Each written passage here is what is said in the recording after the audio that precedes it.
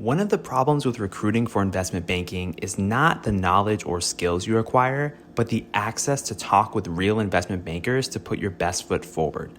Our sponsor, WSO Academy, can provide those connections with 60 head mentors who are finance professionals at top firms like Goldman, Centerview, and JP Morgan.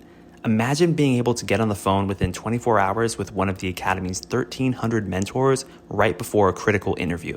Get on the waitlist for WSO Academy today by clicking the link in the show notes or by visiting wallstreetoasis.com/academy.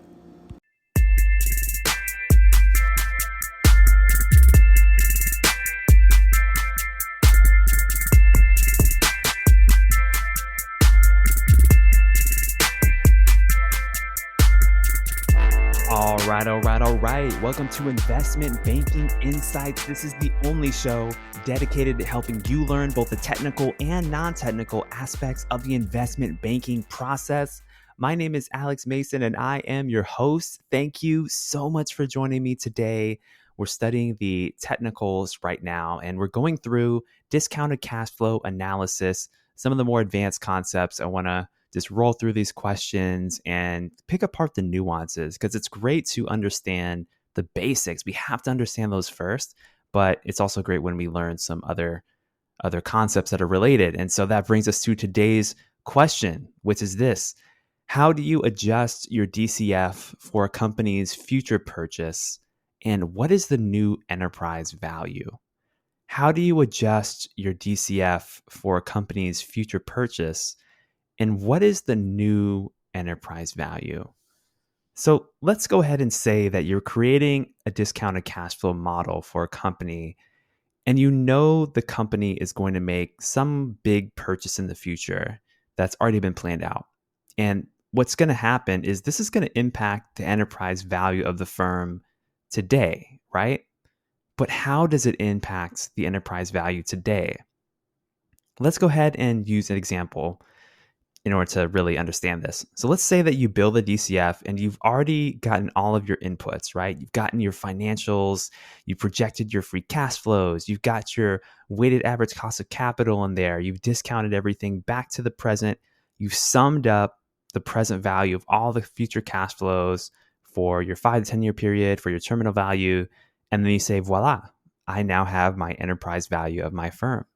And that's great. But let's go ahead and say that the enterprise value in this example is $200. But now you get some new information. You get some information that the firm is planning to buy a factory for $100 5 years from today. So how do you account for this? You know you're going to make this purchase. It's going to cost $100 in future dollars. And you need to account for this in terms of your model today. So first of all, let's recognize the fact that the factory purchase is going to impact future cash flow. That's a reality, right? Because that $100 purchase is flowing out of the company's cash levels. Let's go ahead and assume that they're buying it for cash, by the way. And so that $100 purchase, it goes to capital expenditures in the financial statements. And what does that do to free cash flow? Remember how we get to free cash flow?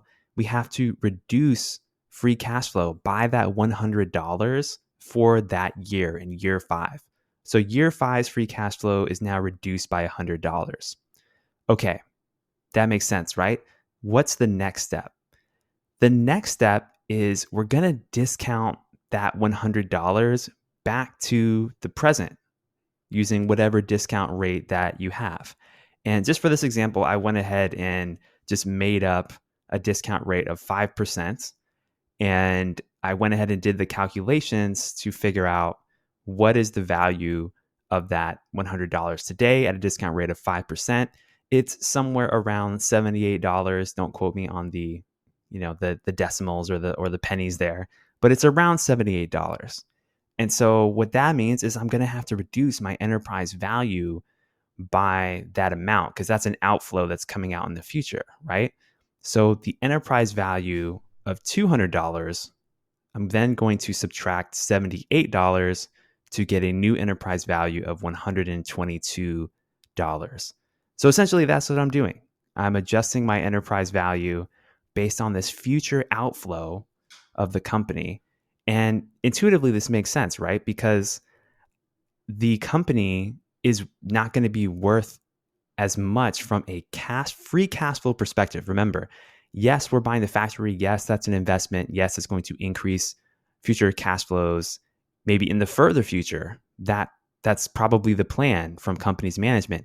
But from a cash flow perspective, remember, that's the basis of how we're valuing a DCF.